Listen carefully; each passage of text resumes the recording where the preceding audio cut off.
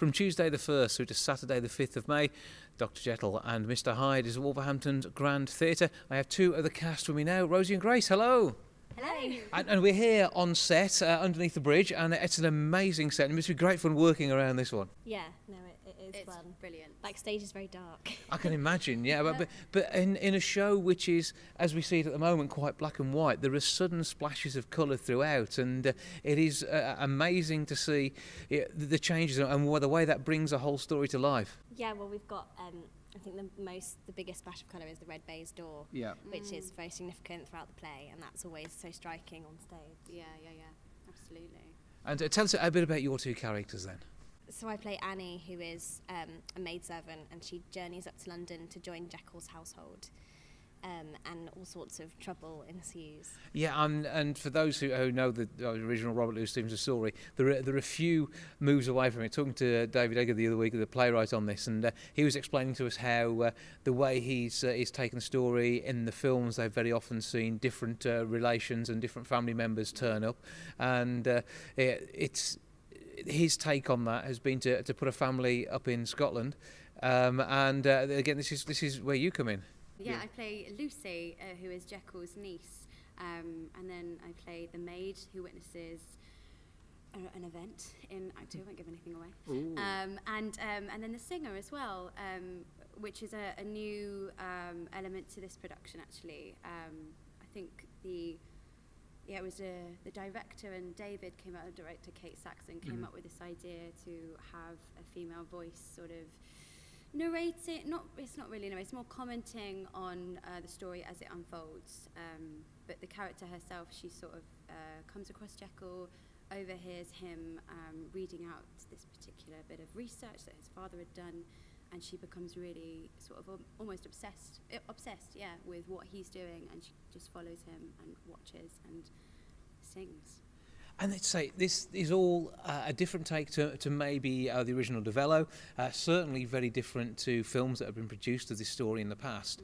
And again, that makes something special on stage, doesn't it? Because this is an adaptation which may have been originally done a decade ago, but with these new elements and the way in which it's set now, it's a fantastic piece of work to be on. And you two are quite tender in years, but it must be great to be part of something like this at this point in your careers. Absolutely. Yeah, it's fantastic. We're in a great company as well. So. Absolutely. And what's it like working alongside the rest of the cast? Because you've got plenty of experience in some cases, and other people who are at a similar stage in their career, and everyone sort of gelled together and works on the different parts of the roles. Yeah, it's like a dysfunctional family, which is lovely. I think they're the best kind of companies to work in because everyone's kind of got their own thing, and everyone kind of respects that. So it's really lovely. Yeah, lots to learn as well. Yeah. It's been really lovely. Yeah, and we have some good laughs as well because the show's obviously Quite not many intense. laughs in there. No, it's very dark, isn't it? It is, yeah, but we make sure that we have some fun as well, sort of, during the days and exploring places and And no teasing people on set, sneaking something into one of the bottles, that sort of thing. That hasn't happened. No. Not yet, although there was some very bad tea one night. Really? Yes, when I poured the tea in scene 1 for Jekyll and his sister, and I think the tea bag hadn't been in there very long, so they had to drink sort of milk and water. But at least they've got a Looked real disgusting. drink, and it's not just empty cups. At least, I think they would have preferred to mime that evening. Yeah.